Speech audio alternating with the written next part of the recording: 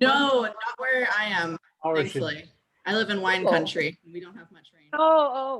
Since I was in California for all those years, now I'm not, but yes, I get that. But I was assuming, like Washington State, you would be in the rain. But yes, if you're in wine country, just like Napa, no rain. And today you get to see Bryce Canyon behind me. If you haven't been, everybody, this is Bryce Canyon National Park. I just put a photo there instead of my kitchen, which you're usually seeing. If they don't lean back, Cynthia, you might fall into the can. So if you have a sphere, it gives me a sense of. I don't. Right, I usually. We'll get started here, and but this is great. Olivia and I were talking this morning. We're gonna do like a ClearAngel social where everybody can just get in and chat, because we've had a lot of people ask, and a lot of our meetings like this start with people like, hey, where are you from? So we'll definitely we're gonna encourage that as well. But I want to make sure, Ray, we get to these questions that we crowdsourced here for Ray. So yeah, today Ray's going to talk to us about sampling and product reviews. And Ray, before we sort of jump into that, why don't you kind of give us a quick, give us the 50,000-foot view of, how you got started in that business and how you ended up at Clearbanc. Yeah, no, happy to, and appreciate you having me here, and hopefully I'll be able to make this somewhat useful for you guys. Quick background is I've been a founder pretty much most of my adult life. Started off as a engineer, worked a bit on Wall Street, and then decided that I wanted to build companies, and really just started building and making a lot of mistakes. About a couple of years ago, we had our third exit and just started advising a few companies, Clearbanc being one of them. I also advise a couple of publicly traded companies, mainly around buying businesses and in their M&A groups. And one of the areas that we actually spent a lot of time helping Clearbanc with is building out a function last year to help a lot of our portfolio companies navigate this journey of an exit. So at some point in time, looking to sell your business and helping founders go through that process. I work closely with this lady, Romitha Mali, who sold Dollar Shave Club to Unilever. She also took this company, Blue Buffalo, which is a pet food company, public, and then sold it to General Mills for $8 billion. So that's mainly around larger transactions. But my world has very much been building companies as a founder and entrepreneur, and more so recently in transactions. The second company that I sold was a company called Exact Media. We basically enabled brands to distribute product samples through other people's e-commerce packages or direct mail pieces. So an example is, you order a package from Walmart, you get the shirt inside, but you also get this sample from Tide with Tide Pods as almost like an added gift. We basically worked with brands like Tide to enable them to distribute those products through other people's e-com packages. The retailer, Walmart, would make money by allowing brands to do this, and then the brands would drive trial and effectively get their products into the hands of new customers. So we worked with mainly some of the largest retailers in the world. So, Saks, Macy's, HelloFresh, Hudson's Bay, Walmart, et cetera, had about 8 billion parcels that we were distributing through. And worked with large Fortune 500s like the Unilevers and P&Gs of the world, but also with direct-to-consumer brands to help them with product trial and customer acquisition. And so that's a world where I've spent a lot of time in and would love to try to be helpful here. My first business was a beauty subscription business, which we sold and worked with all the big manufacturers like Estee Lauder, L'Oreal, et cetera, to get products into the hands of consumers, mainly women. And so I've spent a lot of time with samples in different forms, and hopefully it can be helpful to you guys. Oh, that's awesome. And he's also this like power broker of D2C e-com. He knows everybody in the industry, and he actually helps us. A lot of the intros we've facilitated for you or that we've built up have come from Ray. So we're so lucky to have him here. And I don't think he really mentioned, but Clearbanc purchased Exact Media, and that's where we were able to absorb Ray into our ecosystem here. And just quick PSA there, like Ray said. So in your intros tab there on your ClearAngel dashboard, when you click that meet buyers, Ray really helped us build out a lot of that meet buyer functionality. So if you go click that and kind of activate that beacon, that's where every time a new buyer gets into the system, we're going to be showing them all the companies that have asked to meet those who have asked to meet buyers. And again, for a lot of us at our smaller stages, we're not going to necessarily get bites. But at the same time, by activating that, as we add more and more new buyers, for all the Canadians here, as Wayne Gretzky liked to say, you miss 100% of the shots you don't take. So it's just a simple shot you can take. And Ray was integral in building that business out for us. Okay, so Ray, I think the kind of building off of your intro there, one of the first questions that we got was, you mentioned Tide and Walmart, and that makes sense for Tide and Walmart when you think of, Tide is giant and wants to get their pod out to a gajillion people and can afford to do that. We've had some founders, to me, sampling has this people kind of know they can do it when they're a smaller brand, but they don't really know how to do it. They just think of it as reserved for the P&Gs and the Walmart. So how does a smaller brand think about sampling in their marketing mix and their strategy of how would you get your first sort of I know if people try my product, they're going to like it. I just need to find distribution. How does a smaller brand, not a P&G, start to make that happen? Yeah, I think the thing to look at is what's the ultimate goal, right? I think sampling is an effective tool mainly for products that have strong differentiation from others, right? So ideally a better product, right? One of the reasons why Tide sampled a lot is they just had a superior product compared to most competitors. And so they were confident that if you tried my product, you're more likely to convert to my product. I think if you're just another Me Too type of product, generally sampling isn't an effective tool to use. I think the other thing that I would add is not every product can be sampled, right? And so I think trial is really the concept that to focus on, right? If you're a jewelry business, if you're a product, a lot of the meal subscription kits like Blue Apron and HelloFresh, which are big customers of ours at the time, you couldn't sample a meal. And so what they would do is they would distribute gift cards inside of other people's e-com packages. You get $50 off or $70 off your HelloFresh meal, and you opened up your Walmart package. And that was their way of driving trial, right? And so I think sampling is just one of the mechanisms of ultimately driving trial is what people are trying to do. And there are different ways, right? The old school method was handing samples out on streets, right? Or handing direct mail, flyers on the streets, and then evolved the mail stream, and so you could put direct mail pieces through the postal service. And where we evolved was now you can do it through other people's e-commerce packages where they were already placing an order. They're a shopper.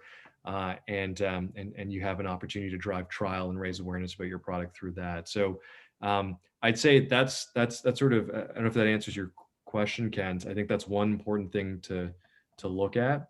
But I'll just pause there. I think there's it does. So Cynthia had an interesting question. So yeah, Cynthia, what we're talking about here is essentially buying distribution in somebody else's box. So you could, get a trial of your product, or you could actually get your product, if it's sampleable, into somebody else's e-commerce box. They get that product and then they're able to get, so I still think though that most people struggle. So we had a question, I'm not sure if, I won't call her out. I'm not sure if she's on the, doesn't look like she's here, but we had, one of the questions coming up later, we can get into it now, is someone approached her to, put her product in somebody else's, box and said, hey, let's partner together. I sell this product. I think you would be a great product can you pay me to go inside and be part of this, box?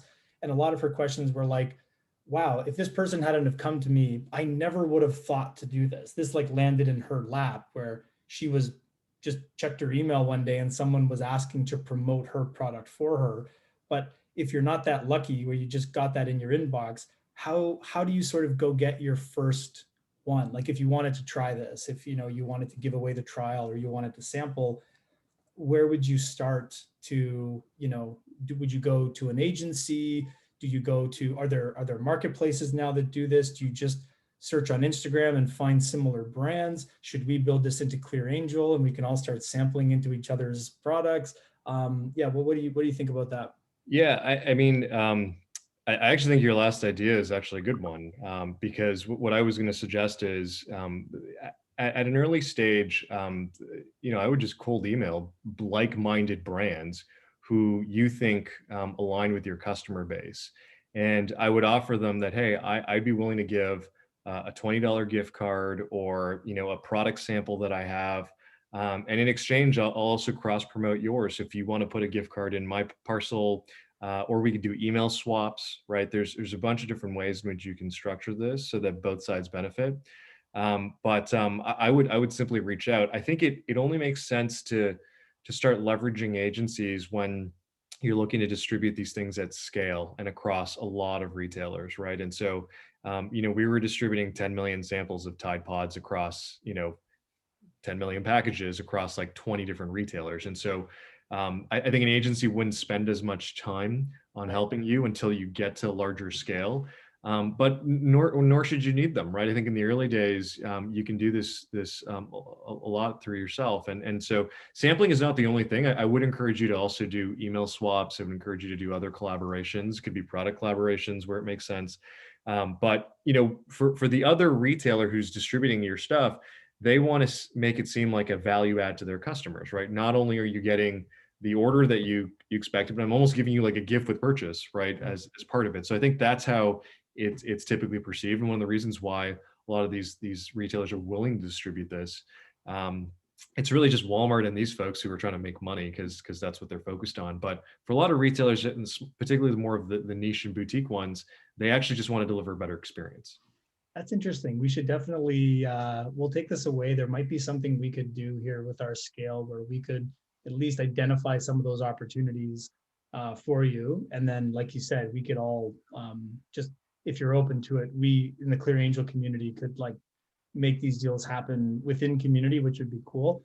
So Danielle asked here, so what, like talking about that gift card, and that's such a great insight. I never thought about that. In my head, my mental model was like, if you sell knives, well, sorry, you can't sample because you're not going to like ship a tiny little version of your knife.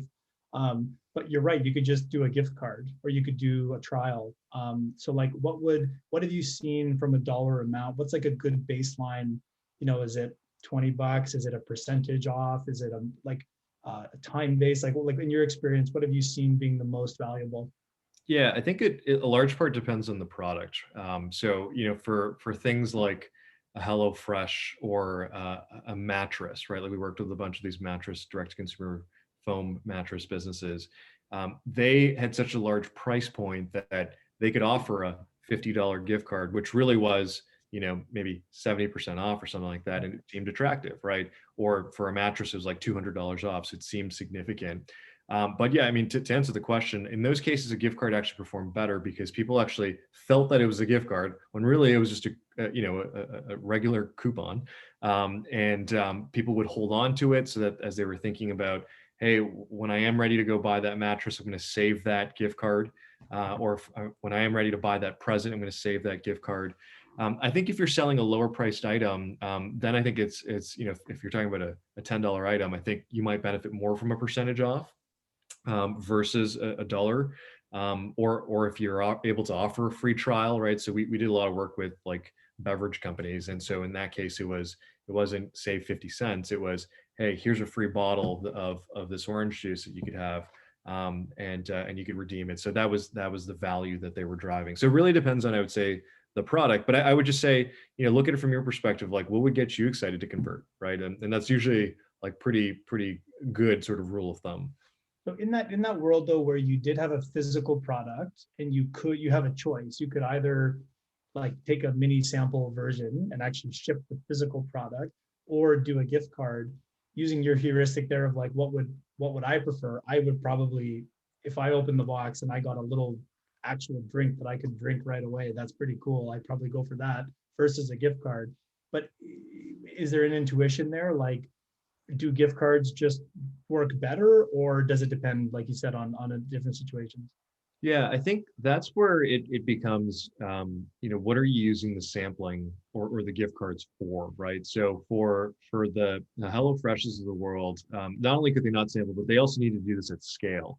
And physical samples just cost more than printing paper, right? And so you have to factor in things like, what's my true cost, to acquire a customer, right? And with samples, I would say sampling is much more of a top of funnel, broader awareness product. It's not really used as a conversion product, right?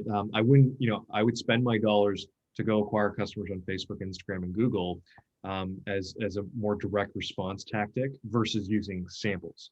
Whereas direct mail gift cards are much more of a customer acquisition tool, right? So there's a distinction that I would put there.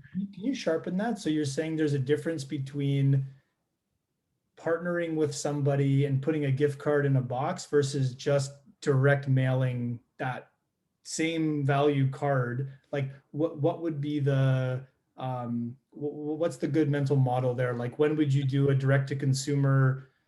And that's interesting. Like we should think more about those channels, because like, especially now with COVID, like those do work. Like we've had a few, just myself, like just direct mail, but like on a gift card. And I'm assuming there's companies that do this now where you're just uploading your logo and like, this company is not typing this out. And it has been from smaller brands that I'd never heard of. And I did check them out. So like, when would you take the effort and try to go find a direct mail company like that versus doing the work, like you said, to find these like-minded brands, do some cold outreach, get some real estate inside those sample, like those boxes as a sample? Yeah. So the one thing we haven't talked about is why you would do sampling, and the other main benefits that I would see, particularly for emerging new direct-to-consumer brands. Sampling is actually a really effective way to drive up ratings and reviews.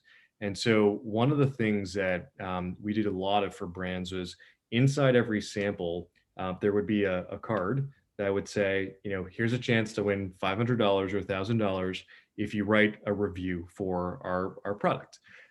And we would, for a brand that was distributing 100,000 samples, like we would literally drive 12,000 product reviews. Like it was an incredible conversion rate. Oh, I hadn't made that. So it's funny, when you told me you wanted to do sampling and product reviews, in my head I was like, okay, cool, Ray's the boss, he can do whatever he wants. But like, I didn't see the connection. So you would send the sample, and then that would trigger them to go to the e-commerce site to leave a review on Yotpo or whatever review site they were, like reviewing tool they were using, and then that would drive up the SEO and like that whole loop. Exactly. And when we did this for brands that were also selling products on, say, Target.com or Walmart.com, there are companies like Bazaar Voice and Power Reviews, which actually allow you to syndicate these reviews to these other retailers' websites. So you get the review on your .com, but then I can syndicate these reviews on Walmart and Target, so that when they're searching up your product on Walmart.com, you also read those reviews, and it's boosting up the review counts. Right. So that was one of the big reasons. Can you describe that again? So you leave a review on your website, and then it cross posts it to your same listing on Amazon or Walmart Marketplace. Is that what you mean? Correct. Not on Amazon. Amazon's been very protective of it, but right. On Walmart, on Target, or wherever Bazaar Voice or Power Reviews will powers, like, and they power most of the large retailers. And so it was a really, really great, clever way for particularly new product launches, or if it's like a new variant, if you're like a particular soap, but now you have a new scent, like to quickly drive up product reviews. And the reality is, if there's a really well-known book called Influence, and it talks about the psychology of consumers. The reality is, whenever you incentivize consumers to write a review, and they have a chance of winning something, they tend to write something positive, right? And so that was a big influence and driver for people to do product samples. But also just going back to your original question, Ken, like how do you pick sampling over direct mail? Like I think it comes down to numbers, right? Like I would use sampling really to drive up reviews, and or if it's to be a highly targeted audience, right? Where I think that conversion could be high with this customer. But even then, I would include a coupon in with the sample so that it gives people a reason to convert, right? Versus just distribute a sample. Otherwise, it's very difficult to track the performance of that product sample. But I would use direct mail if you're really looking to drive scale and customer acquisition. Direct mail is not going to be as useful from a ratings and review standpoint, but it could be a very effective way to drive conversion and new customer acquisition. So no, that's really that's really interesting. So Gabriel here asked a question around, can you talk about that positive loop that it looks like Danielle responded to, but can you add color to how that kind of creates that SEO loop where the reviews then lead to, like, can you just sort of expand on, like, the question is, do those reviews help your SEO? Yeah. And what's the side effect? Can you talk more about that? Yeah, it's a great question. I'd say I think a lot's developed since we built the business, so I think there've been definitely advances. But if you're driving to a site that's powered by Yotpo, I think Yotpo's got a bunch of SEO benefits that they'll publish the reviews that you get on your products when people are searching for it. We dealt with a lot of large brands, and so they were doing it through Bazaar Voice and Power Reviews, and that's like the enterprise version of it. But you can drive that piece of paper with the call to action to anywhere, right? And so depending on where you're trying to drive more traffic and more content, you can use that in a number of different ways. Yeah, and Gabe, just to build on that too, the algorithm. So I think it was about 4 years ago during one of the Penguin updates that Google did, the product reviews, as long as you're using, so whether it's Shopify, BigCommerce, I believe Magento does it out of the box, where your product page has these rich search snippets. Most product pages have them, but some of the cheaper themes don't have them. So you should check to see if your theme does have them by default. Those, like, anytime you're using Google's internal technology to make their product pages look better, they're going to incentivize you higher up in the organic rankings. And product reviews they are heavily favored in rankings.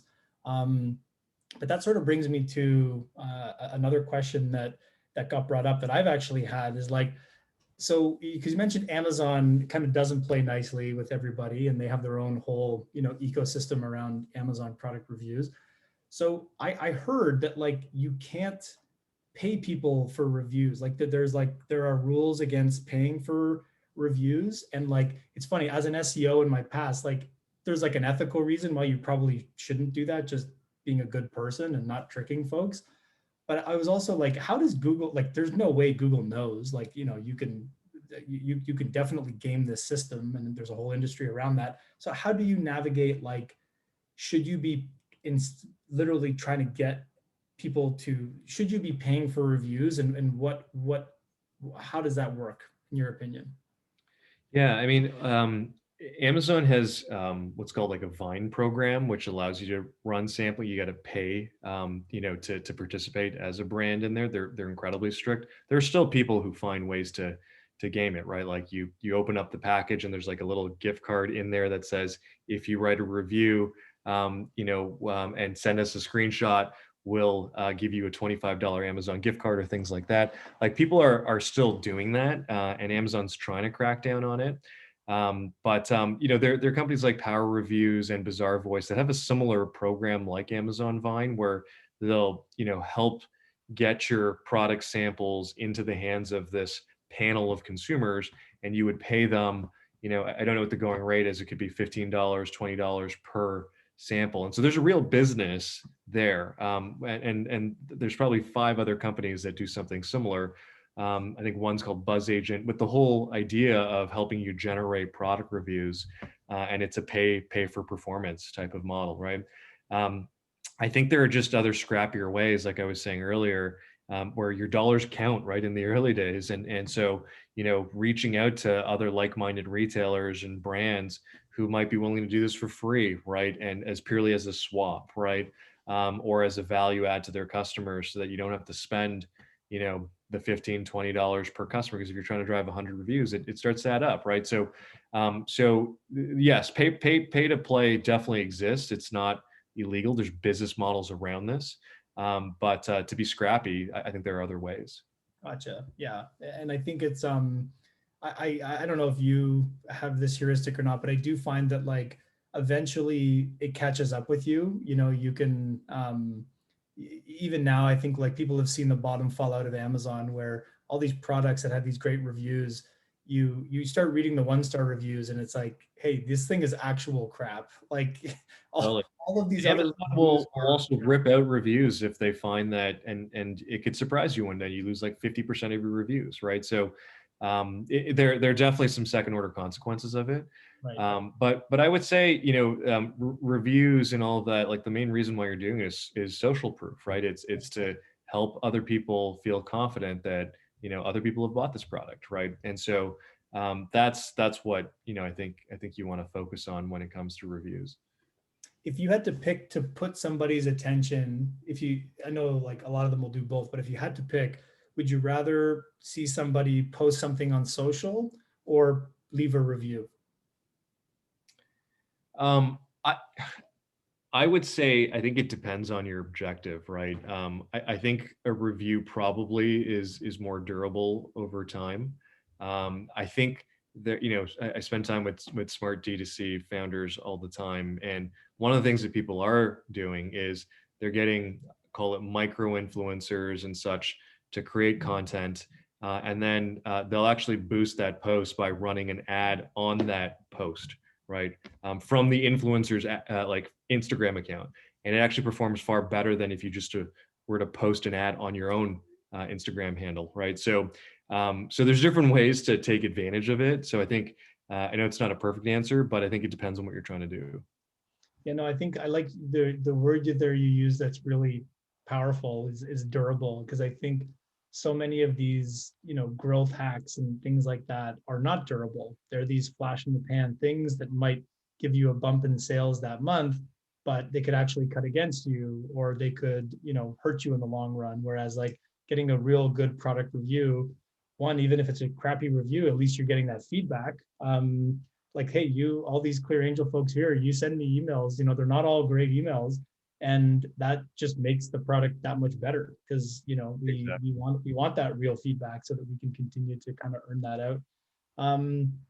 So Cynthia asked an interesting question around, and I definitely share this sentiment of like, how do you avoid that sort of spam? Like, I opened this box expecting my protein bars that I bought from some local company in Canada, and then there's this like upsell for some fitness thing that I didn't ask for, and I can sort of see the connection, and I'm like, okay, I get it. Like, but there's this like uncanny valley between spam and a gift. How do you where's that line? Like, are there any best practices where if you go a little too far, it feels like spam, but when repositioned, it can actually feel like a gift where, oh wow, this is awesome? Or is that just some people are going to see it as spam, some people are going to see it as a gift? Yeah, I think it's no different from, ads that you see on Facebook and on TV, right? There are some ads that are incredibly thoughtful, entertaining, and interesting. And there's some that are, call in the next minute and you'll get this offer, right? And so I think it's no different with I think you want to think about this as just another channel to get your communication out to consumers. And so it's up to you, using your own creativity, to figure out how to make this experience feel as natural as possible to that end consumer, right? And so I think if you're putting other people's products in your boxes, I think you have the control of policing of, look, I don't think this is up to my standards, or this is how I would want you to tweak your offer, or how you're presenting this to make it feel a better experience for my consumers. And so I think that's the art piece, I would say, that is no different from running a TV ad or any other ad, right? Gotcha. So yeah, it's like you said, it's subjective, but if you focus on value and putting yourself in the position of the person, receiving it, you're probably going to steer more in the direction of, not being spam. Yeah. That's, I would say that I think sometimes people overthink, how much attention is paid to that particular insert, and they think that, or that sample. You have to realize, like, people are like literally looking at it like for a second, right? And most unboxing experience is actually pretty terrible, right? You've got the product inside, you've got some tissue paper. It's very easy to stand out, right? But at the same time, they're not spending minutes looking at this and wondering why they got this, right? And so I think your job is to figure out, how do I get their attention when I have that split second, to get them to pay attention and to look into this further, right? Yeah, that's really interesting. So on the review side, we've had a lot of questions that have come up really since the beginning around, like, I think if you read a lot of the blogs, or if you just listen to kind of a lot of this D2C info on Clubhouse, or name your channel, there seems to be this trend where people are hiring either agencies, freelancers, full-time folks to like run the review strategy of the brand. As in, like, this is not just this thing that you install this plugin and you like maybe send an email to your customers 3 days after they purchase saying like, hey, what did you think? Can you leave me a review? That's sort of like, that's version 1.0, that's table stakes. You have people who are literally running this review strategy for you, given the SEO benefits you're going to get, the social benefits, the social proof benefits you get on conversion rates on your site. Like, when you're a founder kind of just getting started, or starting to scale up, how much time and energy, given all the other stuff based on you've seen, like, is that a wise decision? I mean, should you be investing in reviews? Should you be trying to automate it? Like, where would you divide your time there?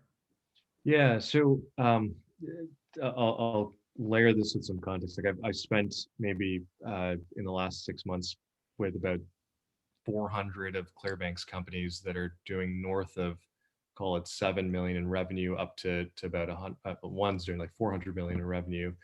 And I would say that 90% of their time is focused on paid performance, right? And really figuring out, particularly the good ones, right? Like, how do I scientifically get the economics to work, so that when I spend $1 into Facebook, Instagram, Google, and as the main channels, that I can get a return back that is profitable, right? I think all of these other things that are being introduced are important to start diversifying down the road, right? But it's not going to move the needle that much from a pure growth standpoint.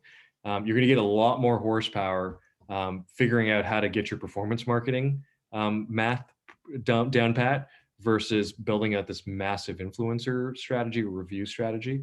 I think there's some table stakes of, like, you cannot have a site with 5 reviews, right? Like, I think there's probably a magic number of maybe 75 or 50, 75 or something like that. But I think beyond that, I think you're just burning a lot of cycles on things that won't get you that much further. Now, there are always exceptions to every rule, right? Like, there's a beauty company that I advise. They're a $75 million beauty business, and they haven't been as good on Facebook and Instagram from a paid standpoint, but they have an influencer model. But they have an army of like 3,000 influencers, and they have a whole team built around that.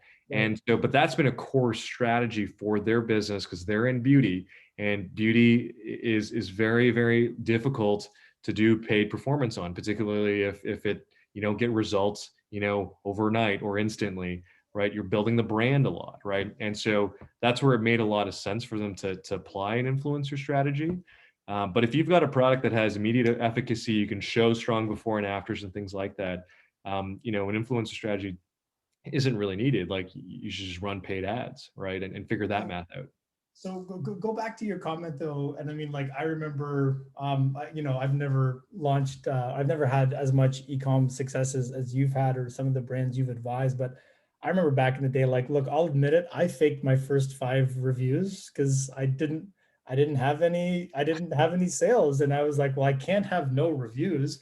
So I would just call up my friend and be like, hey, can I put you on my website? And can you say that you bought my, keto bar? But I mean, hearing you say like 50 reviews, like 50 is a lot. Like I hear 50 and I'm like, Jesus, getting that first 50, I imagine is tricky. So like, but I understand what you're saying, where we might be at the point where you do start to need, like those could become those table stakes where if you don't have it and another brand does, are you just going to start losing to that brand who has maybe even just a time advantage? And so like, let's play that game. Like, so you've just started a new e-commerce company. I've taken away all of your money and I've given you, $10,000 or something like that. How would you, with everything start to go get your 51st reviews, assuming you have decent economics and things like that? Like, how do you go march to get those first 50 reviews? Yeah, I would say there are a couple ideas, a few ideas come to mind, right? So one is the ideas that I was sharing earlier of swapping with others, right, and partnering with others to get your product or an offer into their boxes. I would say, leveraging your existing customers, right? So ensuring that there's a strong follow-up, whether it's by email and or an insert inside of your own boxes with a call to action of, hey, write a review. You can't do that on Amazon as easily, but certainly you can if you're on your own Shopify store or your own direct-to-consumer play. I think that Kent, like the reality is everyone's done what you just said, right? Like reached out to 5, 10, 20 friends and asked for, a review and help, right? And so, I think those are not one single idea will get you all of the things necessarily, but they start to add up, right? But I think the goal is, my only point is, I wouldn't suddenly exhaust all of my energy on driving reviews beyond a certain point, right? Like get to 50 as the goal, right? And focus your energy on other things, right? Because the marginal improvements and benefits are just not going to be that great. That's really, no, that's a really good, it's like, get those, bootstrap, buy cheap, borrow and steal to get that initial, thing, and then put those systems in place. I always thought about this, and I always just went for email because it was cheaper.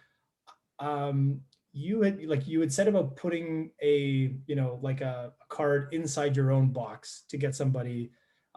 That's a really good idea. Like looking back, even on I probably should have done that. It's going to cost you an extra, I don't know, $1 or 75 cents. No, like 10 cents. There you go. See, so would you say that is that table stakes? Like as a rule, if you were starting a brand, would you be including a thank you card with a push or like, what is it? Is it a thank you card? Is it just a push to the website? Like, I would definitely incentivize it, right? Like have a chance to win this, or if you have the budget to give, a gift card for a review.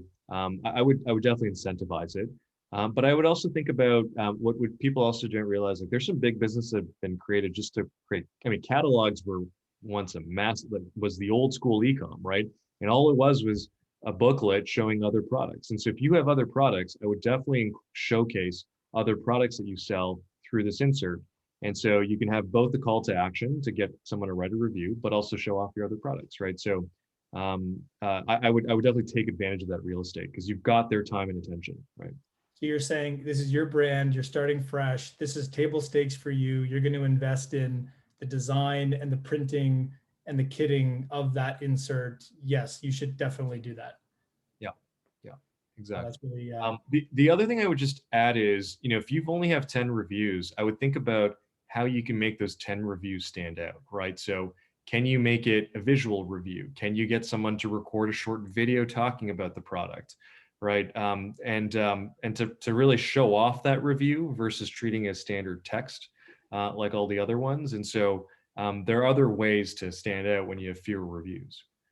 That's interesting. I like that. So Nicole asked here, you mentioned how some categories like beauty rely more heavily on influencers because just the nature of the product. Like it sounds like you kind of have this heuristic, like if you were starting a beauty company, you'd shy away from paid and go more on influencer. Are there other verticals and categories you would put in that same bucket as beauty? Yeah, I think the rule of thumb is what requires a lot of call it social proof and branding attached to that product, right? So if you're selling a bottle of water, there's a ton of branding that needs to go into it, right? Versus getting another bottle of water, right? And beauty, particularly in categories like skincare, right, are tricky because you don't see the immediate benefits overnight. Whereas there are some products, if it's specific to maybe a condition like acne or rosacea, where you can show before and afters, like that's where influencers may matter less because you can show the proof, right? It's the reason why Proactive was so successful, was showing before and afters, right? And so I think anytime that your product has the ability to showcase the benefits, immediately, or not immediately, but just showcase before and after improvements, probably requires less brand building because the results speak for itself. But anything that doesn't have that benefit, I think there's more brand building that you're going to have to do, whether it's through influencers or others. And when you say like the immediate benefit, like for example, like we have some jewelry brands, like the immediate benefit of the jewelry is I put it on and it looks good. So that's yeah, exactly. Like that's the immediate benefit, right. So it doesn't have to be some kind of like transformation. It's correct. Just like, does the knife cut things? Yes, it does. If I take this pill for the next 6 months, is my skin going to look better? Maybe. And like, that's you're going to need a different approach there. Now that makes sense. So, okay, sorry. So Gabe sort of asked a question that I was sort of forcing you into a corner with, is like, so this is where I sort of netted out with Gabe's question around, you said you would do the piece of paper insert in your box. Isn't it easier to just like send an email with a direct link? Like, why go through the hassle of doing the piece of paper? Yeah, I think I wouldn't say do one over the other. I would do both, right? Because the reality is you're going to drop off in either case, right? Not everyone's going to respond to your email requesting for review, just like not everyone's going to write a review when they see that item in the box. I think there's an opportunity to delight someone with a physical experience, right? You can make that card stand out a lot more, right? Versus being one of another 100 emails that floods your inbox, right? And so I think I would definitely look. I would let the data speak for itself. Test it, right? And if the data is performing better with inserts, do more inserts. If it's not, do more email, right? And so I would say I think for all founders, it's just incredibly important to be data driven, right? And all of the things that I say come with a huge caveat: is look at the data, and that'll tell you whether you should continue doing it or to not. And when you say look at the data, I know there's like 1,000 ways you could slice it, but like if you had to pick the one data point, like you should invest in sampling and reviews because X, you're going to see X change in your business. Is it just sales? Is it retention? Is it traffic? Like, how do you measure a successful, well, I know it's, the answer is it depends, but like, how would you measure success on those? Yeah, I think when it comes to reviews, I think the goal is how do I get to that, call it 50, 75-ish reviews, right? And I think that's sort of a metric that you should chase after. And whether you decide to use Yotpo to drive reviews or the inserts, what you want to measure is you probably want to create a unique URL for the inserts, right? To track, hey, how many reviews are coming from those inserts, right? And if it's converting better than my email follow-ups, that's what I'm referring to as using data to make decisions on where to spend more time or money or distribute more physical versus digital. Your goal here is I want a review. I have my insert driving you to this vanity URL that I'm going to track. I have this email, run it for 30 days. If there's a clear winner, then maybe you could discard the other, or just probably they're both going to be equally okay. So you may as well just do both. Correct. Gotcha. That makes sense. So Cynthia asks here, what percentage of reviews do you expect from these strategies you're talking about? Sounds like she's seeing, or maybe the question is like, hey, so what do you do if it's like, I feel like I'm doing a lot of the stuff you're saying, and I'm just not seeing, I'm not seeing reviews based on these tactics. Like, where, if your review pipeline is broken, where would you start to go to fix it? Or like, where would you start looking first? Yeah, I would look at the root cause. So I think in terms of percentages, I would say reviews probably are single digit percentage conversion, right? And probably low to, if you can get to 5%, that's incredible, right? But I would say that what I would do is look at the root cause, right? I would not change the number of things that the number of people you're trying to distribute through, but just to see, as I change up my offers, as I change up the copy in my email follow-ups, like what does that do to the conversion rate of my reviews, right? If I make a more attractive offer that you have a chance to win $500 versus $50, right? Like I would do that as a way to benchmark to see what the improvements are. But they are, if anyone's telling you I'll give you 50% response rates on reviews, like they're lying to you, right? I will say though, product samples will typically get you, particularly if it's something that you can easily use, consume, get very high percentage trial rates, and so that's where you might get 50, 75, 80% of people using the products, but in terms of the conversion to reviews, it's still single digits. Gotcha. Well, man, that's I just want to be mindful of our time here. I think if there's any other questions that we went through all the questions that you guys had sent in advance, and we got one more here. So do you see similar conversions with gift cards versus the sample? Is there one that's like a clear winner? So in terms of if you had a sample with a call to action card versus the call to action card on its own, the sample definitely performs better if you're trying to drive someone to do something with that card. But in terms of like, if you just put a gift card out or a direct response piece, I think conversion rates are between 0.5% to maybe 0.75%. And this is where you have to do the math, right? After I spend all the money printing and I pay whichever retailer to distribute my inserts, based on that conversion that I get of people buying my jewelry or my mattress or whatever it is, like, does it pay out, right? And so that's really different for everyone. We had a lot of successes with meal kits, mattresses, things like that, but you have to test it like any other channel. But I would say, look, as much as I love sampling and I built a little business around sampling, I think your dollar goes further through digital acquisition in the early days. Like, I would spend most of my time and energy on that, because the time it takes to run a sampling campaign could be 3 to 6 months before you actually get the feedback that you're looking for. And at the stage that you're at, like, you just want to be incredibly nimble and to be able to adapt quickly, right? And being able to spend $1 and to get the results and feedback on Facebook, Google, and Instagram is just so much faster. And time is everything at this stage, right? And so I think there are ways to leverage sampling, but just as a founder building a D2C business, like I would focus my time and energy on these other rapid feedback channels. Yeah, that makes a lot of sense. Are there any brands right now that you would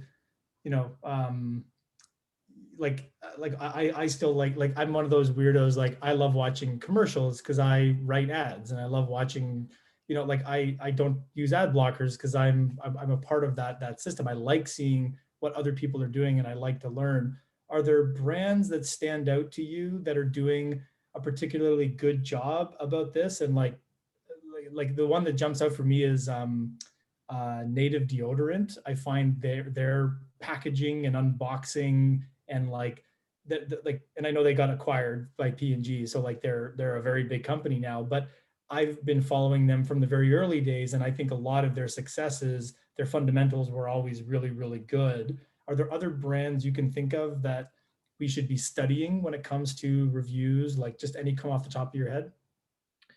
Yeah, I think on reviews, I actually don't have a great track of that. What I'll say is Moez, who's the founder of Native, is a good friend, and he was a performance marketing guru, right? Like 95% of his spend was on Facebook and Instagram, right? And what I would do is I would go to Facebook ad library, I would study their ads, right? There are others who I'll name that are great performance marketers. Hubble Contacts is another one, direct to consumer contact lens business. There's a fitness company called Aptiv, AAPTIV, that runs really strong performance marketing ads. There's a men's skincare brand called Lumin, LUMIN, that runs very strong performance marketing. There's a jewelry company, since there's some companies in jewelry, called Compound Studios, or they have multiple brands, but one is called Vitali, VITALY. That runs a lot of strong performance marketing online. So, the beauty of Facebook is they've exposed their ad libraries for you guys to go study. But what's hard for you to deduce is who's actually performing really well. Right. And so those are companies that I know for a fact are performing well. So definitely worth taking a look at. Yeah, that's a good trick. So if you go to any Facebook page and they've really tried to hide it, but it's on the left-hand side, you scroll all the way down to ad accounts and photos, and you can see, I think now they've limited it to 3 months or something. You can only see a time horizon of the ads, but there are actual websites that catalog every, we should actually, I'm going to leave a note to, we'll put one of those in the resource section. I look at them myself all the time, and it sounds like we should do some work on this in the product. I think there's a lot of, I learned here, like even what you said about sampling, I would have expected the conversion rate on sampling to be like, if I had to guess, I would have said it was like 3% or 4% or something. To hear that it's in that 0 to 1, that's similar to like direct mail. So you're like, now it's like, if sampling is out of reach for you, but you want to try that kind of strategy, why not just do a direct mail piece? And there are lots of companies and resources to help you run direct mail. And even though we think of that being so old, like that's a way you could stand out, because no one is doing it, right? Yeah. And there's a reason why direct mail is still $17 billion, right? Like people spend because it's worked, right? Right. And everyone's chasing after the online eyeballs, and people aren't realizing that offline still works. But all of that said, I would still say you're going to get much faster feedback by testing the digital channels, right? It still takes time, and so I wouldn't suddenly shift all of my strategy to direct mail. I think your time is better spent on the digital channels initially. Well, Ray, you've been a wealth of knowledge. Thank you so much. And I think we should bring you back on. Like you've got a lot of, I can tell, like I could talk to you for another 2 hours and just pepper you with questions here. So why don't we, if you're open to it, I'll put you on the spot here. We'll schedule for a follow-up, and we'll have more, we'll crowdsource even more questions from the group. And yeah, this was fantastic. I really appreciate your time, and yeah, thanks for all you do for us and our founders here. Actually, Ray, I'm going to pick your brain to build an entire part of OKR library is for our founders, where you're going to have step 1, step 10 to step 10 on how to do this, because this has been amazing. Yeah, no, I appreciate it. I'm happy to bring in other founders, right? Like we'll get the Hubble Contacts founders or Moez at Native, and we can do a bigger session on other topics. And so happy to try to be helpful. If I don't know the answer, I probably will know the person who does. Absolutely, always know the person. That's one of and Ray's so generous with his contacts and his time, so we appreciate it. And actually, hey, can I hold you to, I would love to get you to add to our resource library. I'll do it. You just have to email it to me, like a template that we could use to reach out to a brand to, try to sample, like, hey, like if you don't know what to write, here's a great cold email you could send. Would you be willing to share that with us to add to our resource library? Yeah. I'll pull up some of our old emails that have worked well and just copy it. like. Awesome. Oh, that sounds with great. the brand. Well, guys, thank you as always for coming, and this will be up in the resource section soon. Ray, thank you again so much for your time, and we'll see you next time. Bye, everybody. All right, be well. Thank you.